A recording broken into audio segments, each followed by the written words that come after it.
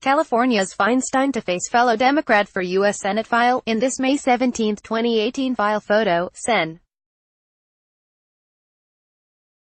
Dianne Feinstein, D. Caliph, departs after a vote on Gina Haspel to be CIA director, on Capitol Hill in Washington.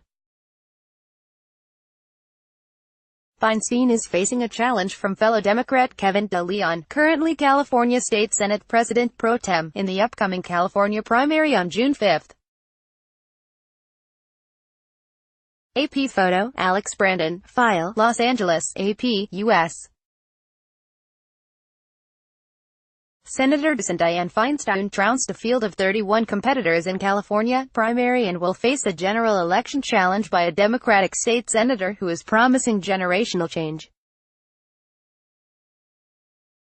"I'm running for the United States Senate to protect California in what are difficult and contentious times," Feinstein said in a video from Washington, where she spent Tuesday's primary night.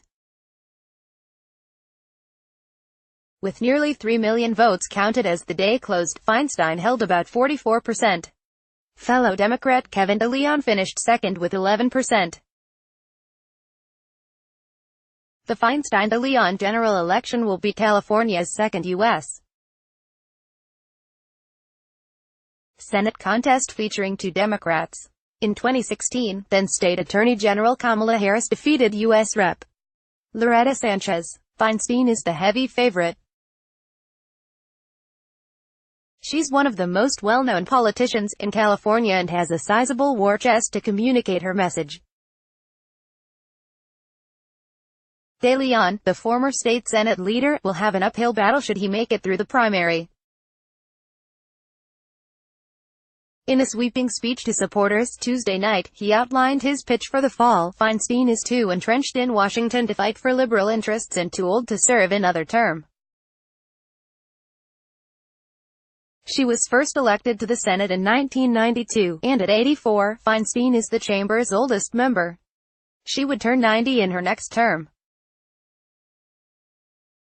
"We decided to give voters a real choice between new ideas and the same old, he declared, later adding, "This race is a fight for California's future." Trailing DeLeon was little-known Republican James Bradley, who has never held elected office and raised less than $5,000 in his campaign. Feinstein, for her part, argues that her seniority in Washington gives her the clout to advocate effectively for California. She is the top Democrat on the U.S. Senate Judiciary Committee and has considerable clout in the chamber. She's highlighted her successful 1994 effort to ban assault weapons, which has since expired, and legislation to protect the environment as evidence that she understands Californians' priorities. She pledged in her victory statement to fight for a federal minimum wage of $15 per hour, women's reproductive rights and universal health care. While her support is strong, some party activists have chaffed at Feinstein in recent months, particularly after she said last fall that Donald Trump could be a good president. Activists denied her the California Democratic Party's endorsement in February, highlighting frustrations among some of the most liberal members about her interactions with Trump and stance on issues such as immigration. DeLeon sought to seize on that vulnerability by making the case that he better represents California's values in the Trump era. Sue Regan, a 66-year-old retired psychiatrist, said she voted for DeLeon because Feinstein is too old and too conservative on certain issues. "Feinstein's time is up," said Regan, a registered Democrat from Sacramento. "I know that Kevin DeLeon would not have the power that she has in the Senate. It would take him some time to develop that, but I think he's very liberal, and I support the causes that he does." But Feinstein's age didn't stop 82-year-old Jay Smith, a registered Republican, from casting his vote for her.